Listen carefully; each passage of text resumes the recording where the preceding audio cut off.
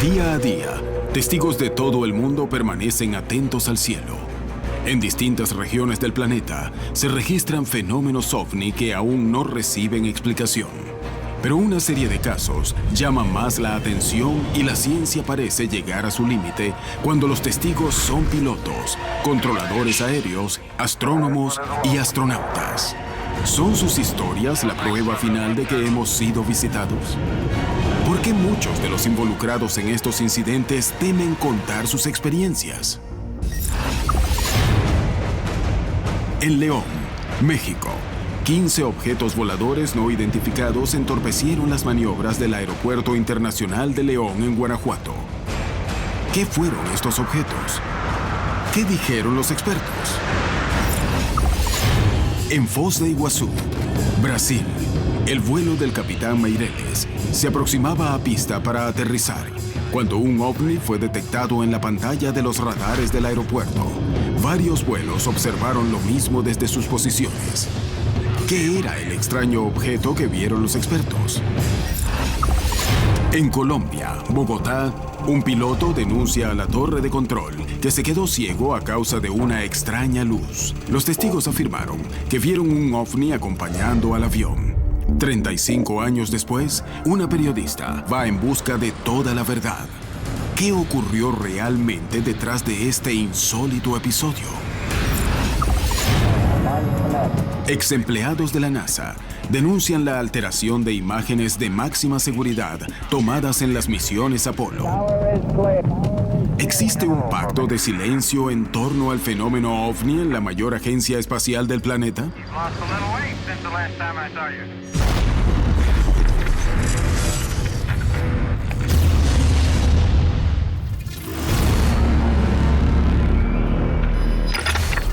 Hoy presentamos OVNIs y testigos de élite.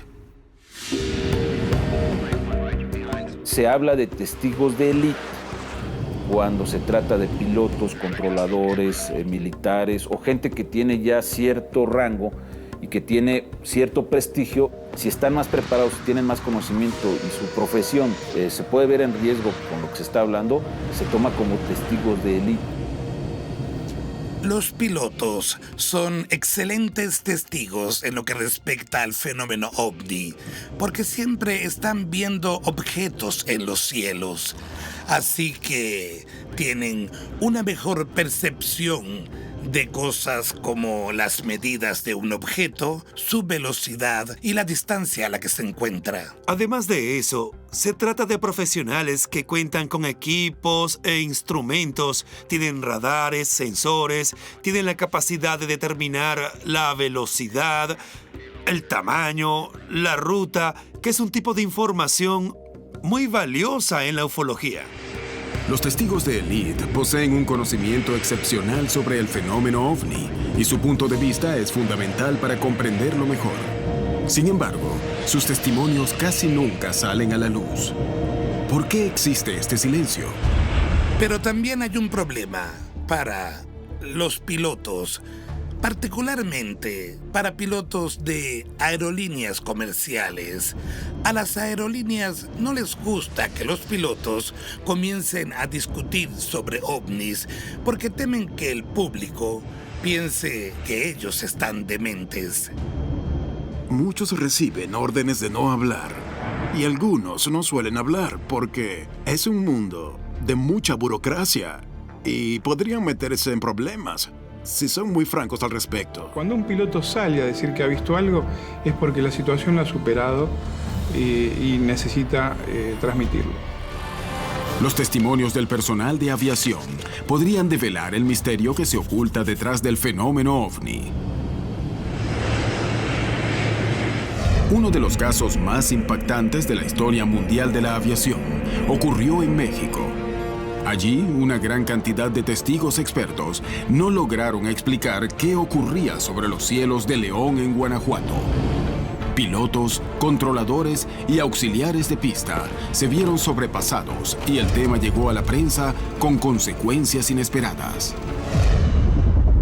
Emiliano Torres, controlador aéreo, y José Vega, bombero aeroportuario, fueron dos de los testigos privilegiados de este episodio que terminó en un confuso incidente con las autoridades. Y yo fui a trabajar a un turno de control de tráfico aéreo y estando en mi turno, llegaron las 10 de la mañana aproximadamente, un día despejado, hermoso. Yo iniciaba mi turno de guardia en la estación de bomberos del Aeropuerto Internacional de la Ciudad de Morelia. Aproximadamente hasta las 10:15 de la mañana, un avión de la aerolínea internacionales pide la autorización para salir de plataforma e irse a la pista de despegue. Se le autoriza a la aeronave que efectúe la maniobra. Y empieza a carretear, empieza a salir, a rodar el avión hacia la cabecera 05. En su puesto, José seguía atento a la comunicación de la radio y estaba por convertirse en un testigo privilegiado de un hecho realmente extraño. En un momento le comunica el piloto al controlador que si tiene conocimiento de tráfico aéreo en la zona de exclusión aérea. En ese momento estaba ordenando mis planes de vuelo. Me dice: Torre, estoy viendo de frente unos objetos esféricos. Unos objetos en su dirección de despegue, por lo cual él no podía hacer dicha maniobra ante el riesgo de tener algún incidente, y que si le podía confirmar, por favor, esa situación. 126, esperando ILS 10 mexicana, autorizado ILS pista 10. Por la izquierda del 140, tanto localizador. Recibida la información que le mandaba el piloto, el controlador aéreo comenzó a buscar una explicación a lo que ocurría, sin saber que esa explicación nunca llegaría y que el evento más extraño que viviría en toda su carrera acababa de desatarse. Hablo al taxi aéreo y les pregunto que si había algún detalle de algunos vuelos locales por ahí, de aeromodelismo, cualquier cosa. Me contestaron negativo. Tráfico India, Kilo India. Emiliano no lograba ver las extrañas esferas y tampoco encontraba una explicación. Sin una respuesta clara, el piloto no podía despegar. Antes debía asegurarse de que el vuelo estaría a salvo, por lo que volvió a comunicarse con la torre de control. Le repite que es una serie de objetos que están al fondo de la pista y que no puede hacer la maniobra de despegue. Y en ese momento el controlador le dice que él no ve gran cosa. Emiliano no lograba divisar lo que veía el piloto. Sin embargo, una presencia fortuita cambiaría esta realidad. Yo estaba con un compañero de trabajo, un ingeniero, y él toma los binoculares y empieza a gritar: Emiliano, Emiliano, es algo raro, algo diferente. Yo volteo y pues ¿cuál fue mi sorpresa? Observar varias esferas de tipo metálico, de un tamaño en proporción considerable. Y como era plena luz de día, se notaban, eran muy obvias, muy notorias. Primero era saber qué era lo que estaba ahí y después la preocupación que si el avión salía, la aeronave salía, ¿qué podía suceder? Eran de tal magnitud que me quedé viéndolas estático varios minutos. Emiliano Torres se encontraba ante una encrucijada. No tenía idea de qué estaba sucediendo en la pista de aterrizaje que controlaba. Jamás se había dado un fenómeno como ese y todo dependía de su criterio. ¿Podían estar ante un peligro mortal? Era fundamental intentar comprender qué estaba ocurriendo.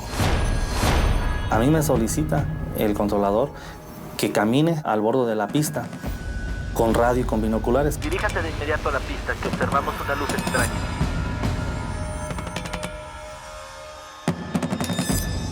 Atravieso toda la plataforma, llego al borde de la pista. A simple vista se veían algunos objetos metálicos. Desde la cabecera de la pista, José Vega tenía una vista privilegiada. Pero, ¿estaba en peligro? Nadie sabía si las esferas eran agresivas o peligrosas y el bombero era la persona más cercana a ellas. Efectivamente son más de 10, unos 15 aproximadamente. Algunos se desprendían hacia arriba, otros hacia el norte, hacia el sur. Y estaban, calculo yo, no más allá de los 500 metros de altura. Con un desplazamiento lento, un control en el descenso muy bien programado, muy bien planeado. Todas las explicaciones conocidas no servían para dar cuenta de lo que estaba ocurriendo. aumentando el desconcierto de los experimentados testigos y obligándolos a decidir completamente a ciegas sobre la seguridad civil de miles de pasajeros. Lo que nosotros hicimos fue ya una conversación un poquito fuera de todo protocolo establecido, tratando de preguntarnos y respondiéndonos qué era lo que veíamos ahí. Y el piloto sigue también viendo, dice, es que esto no es normal, dice, es algo diferente. Le digo, sí, efectivamente es diferente. Ya fuera de todo protocolo, él me preguntaba más con confianza que tratara de investigar qué era lo que sucedía, qué era lo que yo veía. Dependiendo prácticamente de lo que yo viera, era de tomar la decisión si la aeronave se quedaba o se iba. José se acercó más a los objetos. Parecía no tener en cuenta que estaba exponiéndose a un peligro. Te da un poco de miedo el saber cómo van a reaccionar estas cosas y si iban a hacerse hacia la aeronave, si no se iban a ir o qué era lo que iban a hacer. Mientras más tiempo pasaba, más se agravaba la situación en el transitado aeropuerto. De momento pensé en la seguridad de mis pasajeros y de los pilotos. Mi angustia crecía porque los objetos cada vez hacían el efecto de irse acercando, poco a poco se iban acercando. Llegó un punto en que eran prácticamente visibles a simple vista, ya no se necesitaban los binoculares. Emiliano estaba cada vez más alarmado. Todo lo que sabía sobre seguridad aérea estaba siendo desafiado por la presencia de los ovnis. ¿Qué ocurriría si un avión buscaba aterrizar? Emiliano se vio obligado a tomar una medida drástica.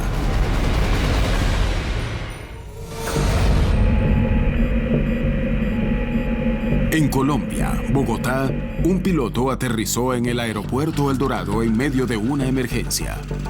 Ya en tierra, contó una historia sorprendente. 4 décadas después, el relato sobrevive. Sin embargo, no existe documentación oficial que lo avale. Una periodista, Adriana Calle, está dispuesta a descubrir la verdad en torno a este caso. Me encuentro con unos registros periodísticos que llaman mucho la atención. El caso de un piloto colombiano, Manuel López, quien en mayo de 1977 afirma haber visto un ovni y haber quedado durante 55 minutos ciego. Tiene que ser asistido por los funcionarios y todos los operadores de la torre de control para poder tener un aterrizaje exitoso. Sin pruebas, Adriana Calle debe intentar encontrar a los testigos de este caso. Los controladores aéreos al momento del incidente se han retirado y hasta hoy no se ha dado con ninguno de ellos. Adriana intentará contactarlos. Mientras tanto, se entrevistará con Miguel Forero, padre de la ufología colombiana e investigador del caso. Posiblemente la avioneta se le apagó y el tipo se asustó terriblemente porque no sabía dónde estaba ni para dónde iba. Entró en un estrés espantoso y gritaba, porque eso lo dijo. Y debieron oírlo los señores del aeropuerto. Yo no quiero matarme, no quiero matar. ¿Qué veracidad le da usted a ese relato que les hace el piloto? La cosa fue de tal gravedad que si él no vuelve y recupera la avioneta, entrando ya al aeropuerto del Dorado, y los señores les dan las especificaciones para que aterrice y sepa dónde está, pues se mata. De manera pues que eso no fue un encabinamiento. Ahora, coincide también con otras cosas. Pero hay una cosa curiosa que sí no se ha dicho y que la voy a decir por primera vez. ¿Qué dijeron los campesinos por donde sobrevoló la avioneta? Por ahí hacia las 3 o 4 de la tarde. Ese día vieron pasar una avioneta. Y se les llamó la atención, iba bastante alta. No se oía el ruido del motor de la avioneta. Y observaron que adelante de la avioneta, a cierta distancia, una especie de plato que dicen ellos que era metálico. Pero es de una seriedad realmente atroz lo que pasó, porque ese tipo estuvo a punto de matarse. Y vuelvo a repetirle, si no es por los tipos del aeropuerto, ese señor se va. La entrevista con Forero le aporta datos únicos y no revelados hasta ahora. Pero ¿qué opinan los expertos médicos sobre este relato? ¿Pudo un hombre quedar ciego durante 1 hora y aterrizar su avión en este estado? ¿Existe modo de probar si el caso fue verdad? ¿Podrá contactar a los testigos directos del hecho? Adriana Calle va detrás de todas sus respuestas. Los testigos privilegiados podrían ser quienes confirmen si somos visitados o no por inteligencias extraterrestres. ¿Existen muchos casos protagonizados por este tipo de personas? En León, México, un aeropuerto ve interrumpida su rutina por la presencia de unas extrañas luces que vuelan en la cabecera de la pista. En Bogotá, Colombia, un antiguo caso dice que un piloto fue cegado por un objeto volador no identificado. La periodista Adriana Calle intentará corroborar si el caso realmente ocurrió. En Foz de Iguazú, varias tripulaciones y controladores aéreos se sorprenden ante un extraño objeto que vuela cerca de las rutas aéreas. El 20 de octubre de 2002, en el aeropuerto de León, en México, una serie de objetos extraños fueron vistos desde aviones y desde la torre de control. La experiencia fue tan extrema que puso en riesgo las operaciones aeronáuticas. Seguimos viéndolas. Pasaron 5 o 8 minutos, no recuerdo exactamente, pero fue un lapso de tiempo considerable. Y de repente, en el movimiento descendente de estas esferas, empezaron a dispersarse, pero ya de una manera horizontal. Y empiezan a irse al principio despacio y ya los otros se fueron de una manera errática, muy rápido. Y ahí fue donde, wow. En cuestión de segundos ya no estaban. Yo pensaba que estaba viendo visiones porque lo que yo estaba viendo ya no estaba ahí en cuadro. Después de que dejaron de ver las esferas, Emiliano se comunicó con el Centro de Radares en México para dar aviso de lo ocurrido con la esperanza de encontrar una explicación. Sin embargo, se encontró que estaba ocurriendo algo mucho más grande que lo que acababa de vivir. Yo aviso al Centro México que si no hay alguna actividad en sus radares, un compañero, colega, dice: Emiliano, estamos teniendo un evento muy especial, tenemos actividad de este tipo sobre Aguascalientes, sobre León, y parece que hay algo por ahí. La confirmación de que otras torres de control aéreo veían lo mismo fortalecían el incidente. Pero desde Guanajuato ya no era visible, así que Emiliano tomó una decisión. Queda el espacio aéreo prácticamente seguro, libre de obstáculos, de objetos, y expido la autorización de despegue al piloto de Aerolíneas Internacionales 888. Cuando la aeronave despega, el piloto dice que los objetos van con dirección hacia Uruapan, que tal y como en la misma condición que los veía acá en tierra, él los está viendo ya en aire. Y ya en vuelo, antes de despedirnos, dice el piloto: oye, pues qué evento tan increíble hemos tenido los dos. Digo: así es, capitán. La magnitud de lo sucedido y la cantidad de testigos involucrados hizo que los hechos se difundieran rápidamente en los medios de comunicación. Pero esta repercusión reveló una trama de misterio y encubrimientos. De alguna otra manera, no directamente, pero sí nos dieron a entender las autoridades de lo que es operaciones, de que no se hablara de este caso, de que no se mencionara, que se olvidara el tema. Sentí un insulto, pero de momento también me di cuenta de la ignorancia de las personas en este caso. Y hice caso omiso, y en su momento hice algunas declaraciones. Y a los 4 meses yo salgo del aeropuerto, sin ninguna justificación laboral. Simple y sencillamente se acabó tu contrato y te vas. ¿Las autoridades callaron lo que sabían? ¿O buscaron no difundir hechos para los que no poseen explicaciones? Es difícil poder decir si era un ovni, si no era un ovni. La sensación siempre fue de desconcierto, miedo en un momento dado ante lo desconocido, definitivamente. Yo era muy escéptico para este tipo de cosas, pero nunca en lo personal había tenido un avistamiento tan importante de este tipo. Pues es algo que está ahí. No sabemos realmente lo que es, pero sí fue algo considerable. Más allá de la orden de silencio, el incidente fue tan grande que los testigos no pudieron quedarse callados. Al día de hoy, no se explica qué fueron esas luces. En todo el continente, cientos de historias que involucran ovnis se relacionan con la aviación, despertando la preocupación de los organismos oficiales que dedican tiempo y fondos a investigar los hechos. Estos eventos preocupan porque pueden poner en riesgo la seguridad de miles de pasajeros. Organismos oficiales que dependen de las fuerzas aéreas se dedican a investigarlos. Sus informes no siempre salen a la luz, pero estos no son los únicos organismos que no revelan toda la información sobre objetos voladores no identificados. El sigilo alcanza a la NASA y según Ken Johnston, ex integrante de esta agencia, allí tampoco se revela toda la información sobre la posibilidad de que exista vida en otros planetas. ¿Es posible que exista un secreto tan grande? Tengo entendido que queman cosas, se deshacen de evidencia, destruyen cosas. Johnston se encargaba de compilar la información sobre las misiones para archivarlas en catálogos internos que servían de consulta. Poco después de la misión Apolo 14, el Dr. Fountain Page era el director del Departamento de Ciencia Lunar y Planetaria en la NASA. Él me pidió que sacara del laboratorio fotográfico principal un carrete en específico de película 16 milímetros que fue filmada durante la misión Apolo 14. Las imágenes habían sido tomadas por el módulo de mando que orbitaba la Luna durante la misión, con el propósito de mapearla. Estaba exponiendo las imágenes y podíamos ver la superficie de la Luna mientras la aeronave se acercaba a una colina y como se aproximaba a un cráter de tamaño y medio en la parte trasera de la Luna. Recuerdo que el cráter se llamaba Tsiolkovsky y mientras nos acercábamos a él, el sol se estaba poniendo. La mitad del cráter estaba en las sombras y en el borde de la sombra había un grupo de 5 domos brillantes y parecía que de uno salía una nube de vapor. El Dr. Page me pidió que retirara ese carrete en específico, porque había escuchado que la gente del Archivo Nacional había visto eso, y él quería mostrárselo solo a personas clasificadas.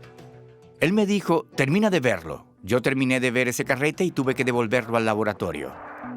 Pero cerca del archivo ocurría algo más extraño aún. Y me encontré con que había un grupo de personas allí, sentadas alrededor de una mesa. Estaban pintando rasgos y cosas sobre la superficie lunar. El día siguiente se me pidió que volviera a retirar el mismo carrete y llevarlo al auditorio principal de la NASA, al Centro Espacial Johnson, para mostrárselo a todos los científicos e ingenieros de rangos regulares, a todo el personal del campus de la NASA. Ken hacía correr las imágenes de la Luna hasta llegar al mismo cráter que él había visto la noche anterior. Y cuando llega el punto en que se aproxima el cráter Tsiolkovsky, se veía la sombra. En cuestión de 24 horas, habían sacado el original, lo habían editado, lo copiaron, pintaron encima de la imagen y lo devolvieron. Hicieron un carrete duplicado y eso fue lo que yo mostré. Esa tarde, de vuelta al laboratorio de recepción lunar, me encontré con el Dr. Page. Le pregunté, ¿qué pasó con las luces y los domos que vimos en la parte oculta de la Luna? Él me miró y me guiñó el ojo y me dijo, allí no había nada.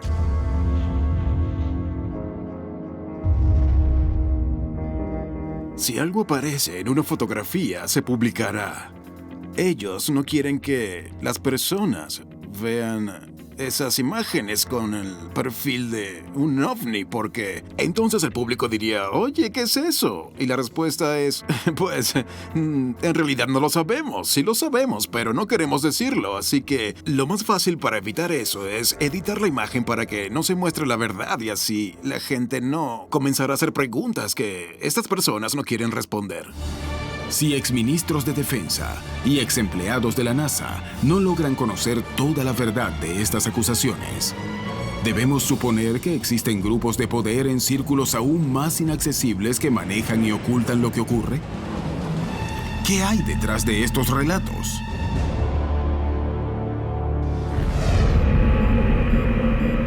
En 1977, el piloto Manuel López quedó ciego al observar una luz que estaba cerca de su aeronave. La periodista Adriana Calle buscará determinar si existe alguna explicación médica sobre el relato. El presidente de la Sociedad Colombiana de Oftalmología, Dr. Juan Manuel Sánchez, analizará el caso. Doctor Sánchez, ¿cómo podemos explicar ese efecto del piloto López sobre la ceguera? Quedar 55 minutos sin ver nada. Pues el tiempo es muy prolongado, ¿no? Existen espectros de luz en los que las personas pueden quedar cegados, digámoslo, durante unos escasos minutos, o muy pocos minutos, pero no 55 minutos. Para que un rayo de luz determinado le genere un daño permanente, tiene que ser un espectro de luz especial y la persona no estaría 55 minutos, estaría permanentemente ciega. ¿Y las empresas que tienen afiliados a los pilotos hacen esos exámenes periódicos para declarar una aptitud para que ellos puedan abordar estas aeronaves? Claro, los pilotos deben someterse a unos exámenes visuales específicos con una periodicidad determinada de acuerdo a la aeronáutica civil. ¿Ha conocido usted algún registro o evento similar al caso del piloto López? No conozco casos parecidos a este. Pueden ser eventos de tipo vascular en el cerebro, eso podría explicarlo, o que la persona hubiera tenido algún trastorno psicosomático que hubieran llevado a la disminución de la visión, eso también podría explicar la situación. Los estudios periodísticos que se realizan a los pilotos no deberían haber detectado alguna anomalía en la salud de Manuel López. Y de ser una afección habitual, ¿por qué nunca más se registró un caso similar en los 55 años de existencia del Aeropuerto El Dorado? Siguiendo la sugerencia del oftalmólogo, Adriana decide visitar una de las psiquiatras más reconocidas de la ciudad, la doctora Nancy Colimón Ardila, presidente de la Asociación Colombiana de Psiquiatría Biológica. ¿Podríamos hablar de un síndrome de encabinamiento al que pudo haber presentado este piloto? Hay algunos elementos que podrían hacernos pensar que este piloto pudo haber sufrido el síndrome. De hecho, es que hay profesiones que están como muy propensas a tener alteraciones en las sensopercepciones. ¿Usted ha conocido casos de pronto en su profesión de pilotos que han sufrido sobre estos síndromes de encabinamiento? De hecho, hay estudios que muestran que son más propensos que la población general y por eso tienen unas condiciones diferentes de trabajo, lo cual incluye hacer análisis específicos de que no haya patologías o enfermedades que puedan favorecer la aparición de estos fenómenos. ¿Habría otro desorden psicológico que pudo haber presentado de pronto Manuel López para haber testimoniado sobre este enceguecimiento y toda esta situación que vivió de pánico durante ese vuelo? Él hace un señalamiento a la torre de control que vio algo. Vio una luz que lo encegueció y luego empezó a ver las cosas en colores distintos o como con una distorsión. Tú puedes abordar eso desde dos puntos de vista. Una alteración biológica o en la química cerebral que hace que se distorsione la percepción y la otra una alteración emocional o psicológica como tú la llamas. La ansiedad, el estrés, el pánico puede producir este tipo de fenómenos en los que la persona percibe distinta la realidad. La doctora Colimón Ardila no descarta las opciones psiquiátricas. Sin embargo, este caso ha sido único en toda la historia del Aeropuerto El Dorado de Bogotá. Adriana deberá corroborar si el caso fue verdad o un mito. Ha logrado dar con Eduardo Russi, quien era jefe de control aéreo del aeropuerto en esa época, la persona indicada para poder confirmar el caso.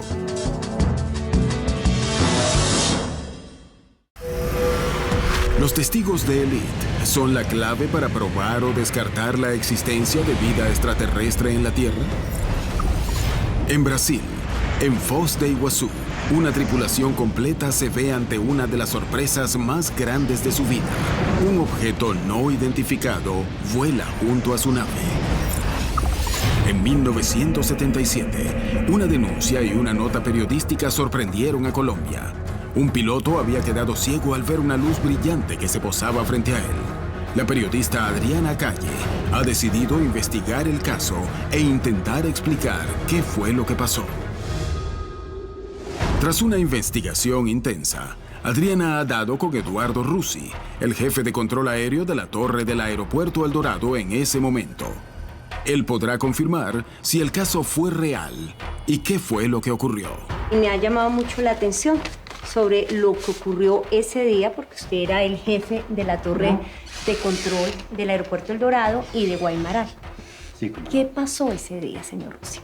Pues se estableció que este muchacho, que estaba volando al noreste del aeropuerto de Guaymaral, de un momento a otro dijo que se había quedado ciego. De inmediato se dio aviso a Guaymaral, en donde 4 pilotos salieron a buscarlo, lo encontraron Y entonces lo guiaron hacia el aeropuerto El Dorado, dándole instrucciones exactas de qué era lo que debía hacer, porque se le pusieron al lado y lado del avión. Se le pusieron al lado y lado bastante cerca, diciéndole, por ejemplo, baja el plano izquierdo, baja el plano derecho, levanta la nariz, ponga potencia, en fin, diciéndole íntegro todo lo que habían, porque venían volando en una escuadrilla, es decir, en una formación muy cerrada, para guiarlo hasta el momento en que finalmente logró establecerse en la final de la pista, o sea, en la trayectoria del eje de la pista, para un feliz aterrizaje.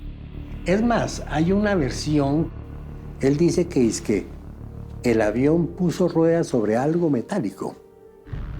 Esa versión, es decir, fue originada en el caos de comunicaciones que se creó inicialmente. Ahora, ¿de dónde salió ese dato? Exactamente no lo sé, pero que llegó a oídos de la Torre del Dorado, que sí, que él había puesto ruedas, o sea, había aterrizado sobre un objeto metálico que estaba volando ahí, y que a raíz de eso él pues había quedado ciego. Es la única vez en la historia del aeropuerto El Dorado que se ha presentado eso. El controlador ha aportado valiosos detalles. La versión de un objeto volador no identificado acompañando al vuelo.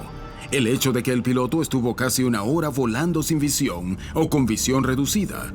Y muy especialmente que en los más de 55 años de historia del aeropuerto El Dorado, jamás hubo un caso similar. El caso del piloto ciego ocurrió hace muchos años, y si bien muchos de los archivos se han perdido para siempre, Adriana Calle pudo probar que esta historia ocurrió realmente. Historias como las de Manuel López prueban que los cielos de América Latina esconden avistamientos de fenómenos para los que no poseemos explicación.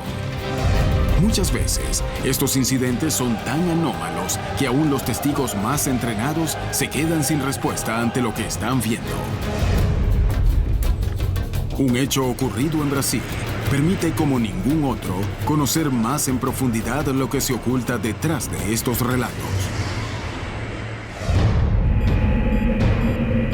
El 22 de agosto de 1985, un extraño episodio puso en alerta a la tripulación de decenas de aviones que sobrevolaban la zona de Foz de Iguazú en la frontera entre Argentina y Brasil, y a las torres de control de 3 países de la región. Este fue uno de los casos de avistamientos de fenómenos ovnis más controvertidos del continente. El hoy retirado comandante Carlos Meireles era ingeniero de vuelo en Cruzeiro del Sur. Ese día, él y sus compañeros se encontraban volando en lo que creían eran condiciones normales. Sin embargo, todo lo que sabían sobre aviación iba a ser puesto a prueba para siempre.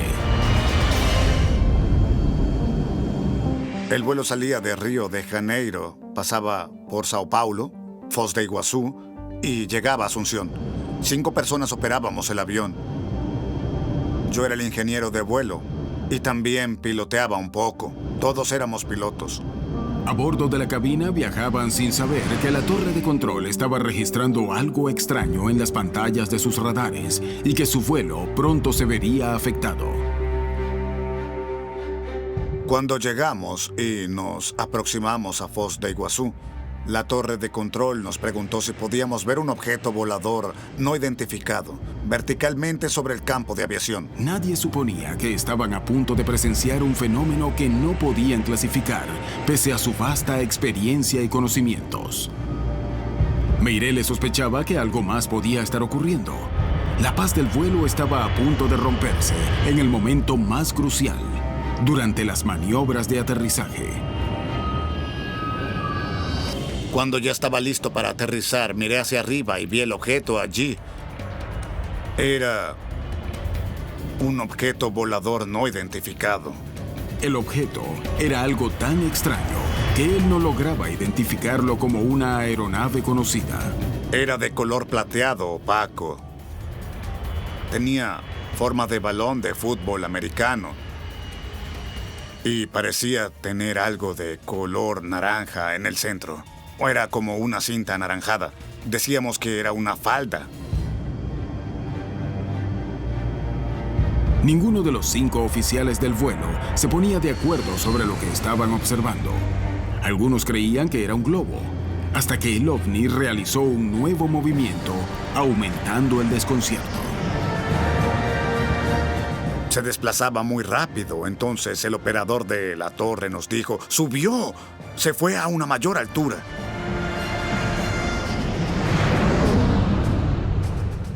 El objeto había desaparecido repentinamente y el avión se aproximaba a Asunción del Paraguay, luego de una breve escala en Foz de Iguazú.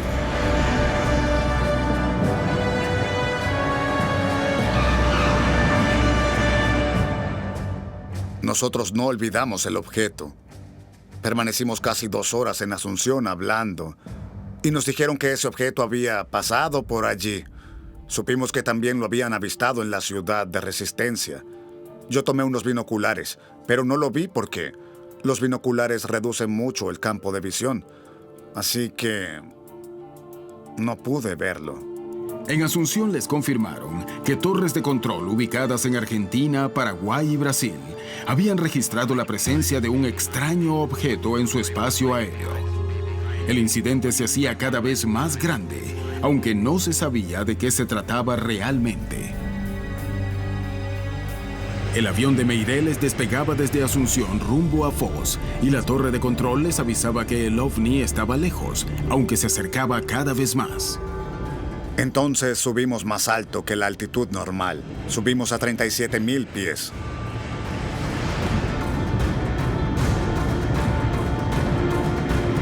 El ovni había vuelto al lugar, solo que esta vez se encontraba realmente próximo al vuelo, que estaba realizando las delicadas maniobras de ascenso. Y lo encontramos más o menos a esa altura. Nivelamos el avión y él quedó a la derecha. Ya yo no estaba piloteando el avión. Me agaché y observé el parabrisas para comparar su velocidad. Parecía estar acompañando al avión, porque se mantuvo a la misma distancia por varios minutos, entre el límite del parabrisas y el espacio. Mantenía la misma distancia. Nosotros alcanzamos velocidad de crucero y el objeto iba parejo. Y, en mi opinión personal, la nave estaba acompañando al avión. El avión se acercaba al objeto y el comandante Meireles estaba a punto de enfrentarse con el hecho más extraño que le ocurriría en toda su carrera aeronáutica.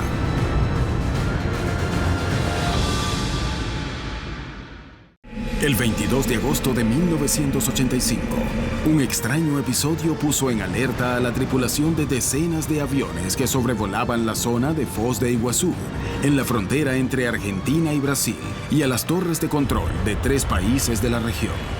Entonces, cuando pareció estar volando a la misma velocidad que el avión, me convencí de que no era un globo aerostático, que se trataba de un objeto, porque estaba volando a una velocidad más o menos de 850 kilómetros por hora. El objeto volaba cada vez más rápido acompañando al avión. Ni la torre de control ni la tripulación sabían qué hacer. Incluso pensé, pero no puede ser, está acompañando al avión. Volamos por unos 15 o 20 minutos y el objeto estaba un poco más adelante del avión y luego comenzó a quedar atrás y atrás.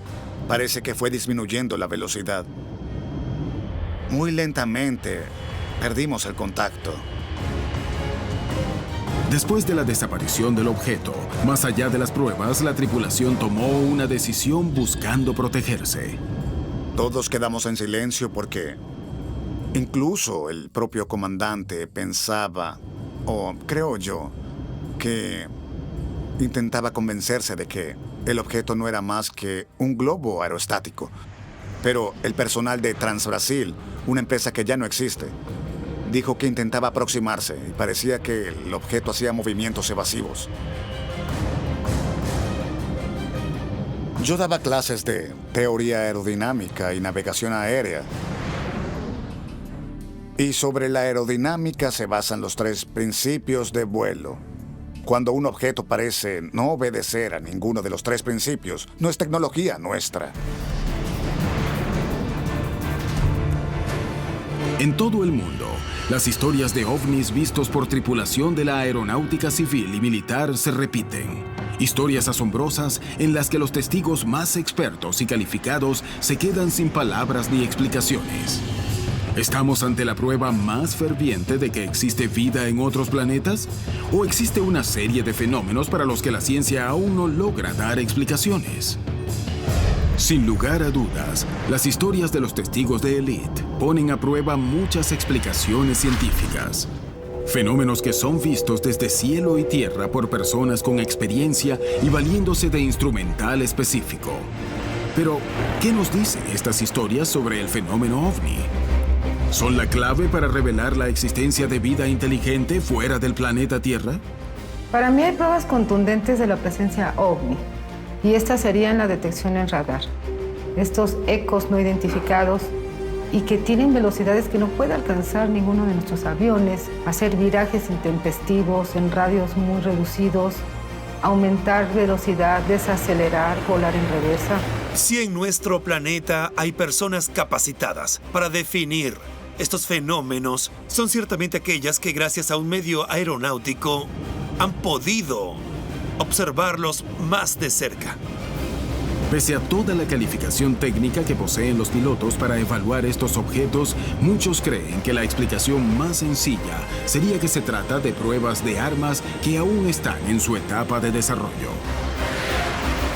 Algunos avistamientos de ovnis son causados por malas identificaciones de proyectos secretos de los gobiernos. ¿Qué lleva a los pilotos a confirmar de que esta es una tecnología fuera de lo conocido? El factor principal es lo que ellos describen como una maniobra imposible. Los pilotos que han sido testigos del fenómeno, desde la década del 50, ya 60 y 70, ya están relatando lo mismo. Son maniobras que no pueden ser consideradas por ninguna tecnología actual. En cualquier punto, la tecnología de la aviación probablemente se encuentre 10 o 15 años más avanzada de lo que el público conoce. Pero cuando vemos algunos casos clásicos, 10 años después, cuando los diarios se anuncian las tecnologías, los testigos no dicen, «Oh, eso fue lo que vi». Esa experimentación siempre tiene un tiempo límite hasta que se sepa.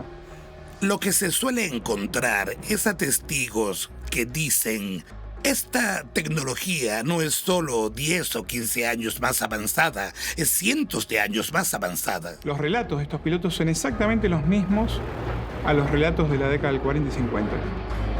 Esta preocupación ha sido revelada por el informe Cometa.